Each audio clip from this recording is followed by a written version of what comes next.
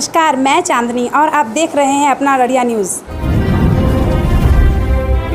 अपना अररिया न्यूज़, एक नज़र हर खबर। आज दिनांक 28 नवंबर 2020 को लोक जनशक्ति पार्टी के 20वें स्थापना दिवस के मौके पर अररिया लोजपा जिला कार्यालय में लोजपा जिला अध्यक्ष ओम प्रकाश पोद्दार के नेतृत्व में कार्यक्रम का आयोजन किया गया तथा अररिया नगर के सभी लोजपा कार्यकर्ता आयोजन में शामिल रहे एवं लोजपा के संस्थापक स्वर्गीय रामविलास पासवान जी के तैलीय चित्रों पर माल्यार्पण किया गया।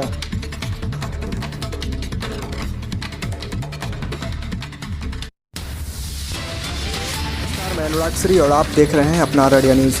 अभी मैं अररिया जिला के लोक जनशक्ति पार्टी के जिला अध्यक्ष ओम प्रकाश पोद्दार जी के समक्ष हूँ और इन्होंने आज कुछ कार्यक्रम किया है। उनके बारे में, कार्यक्रम की रूपरेखा के बारे में जानेंगे कि इनकी पार्टी आगे चुनाव के बाद, विधानसभा चुनाव के बाद किस तरह से विस्तार करेगी, अररिया में क्या कार्यक्रम की रूपरेखा होगा, इन सब बातों पे बात करेंगे। स्वागत है सर आपका हमारे चैनल में। धन्यवाद अनुराग जी।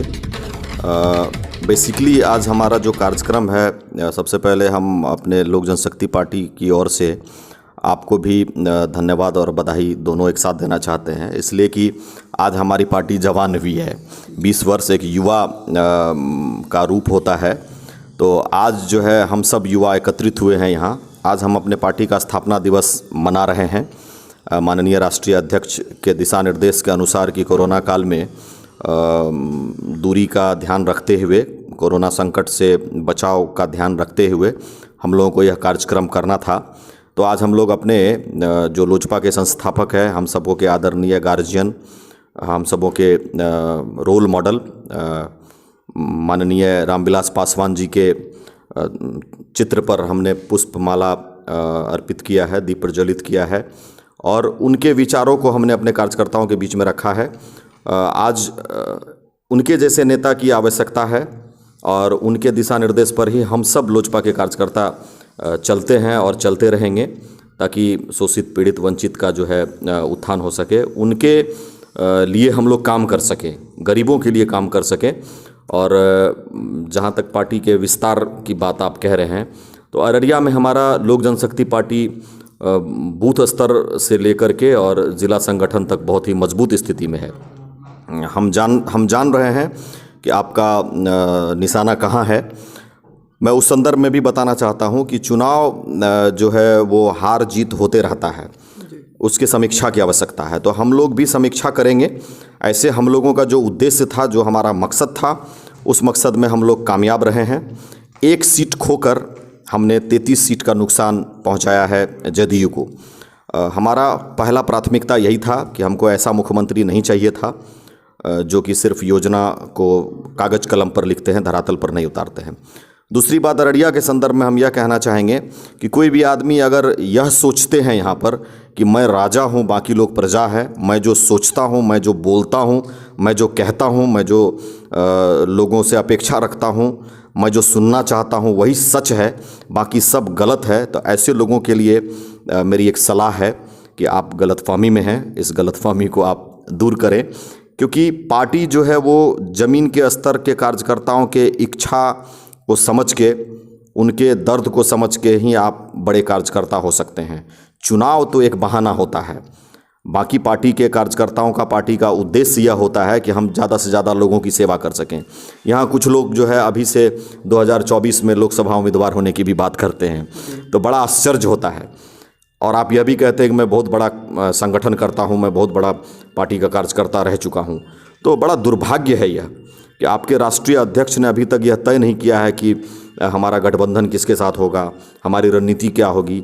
अभी जो विधानसभा का चुनाव हम लोग लड़े हैं, तो इसका समीक्षा तक नहीं हुआ है और आप 2024 का चुनाव लड़ने की बात कर रहे हैं, वो भी लोजपा से। तो यह सरासर गलत है। लोक जनशक्ति पार्टी में अभी तक हम लोग अररिया से चुनाव लड़ेंगे कि नहीं लड़ेंगे, कौन लड़ेगा, इस विषय में कोई बात नहीं हुई है। अगर कोई कह रहे हैं तो यह उनकी निजी राय हो सकती है, यह पार्टी का कोई निर्णय, ऐसा पार्टी का कोई निर्णय नहीं है।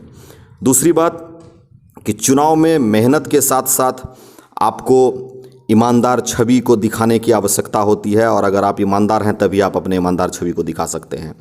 तो लोगों ने, लोजपा के कार्यकर्ता ने जो मेहनत किया, लोजपा के ज़मीनी स्तर के जो कार्यकर्ता ने मदद किया, उतना वोट हमको मिला।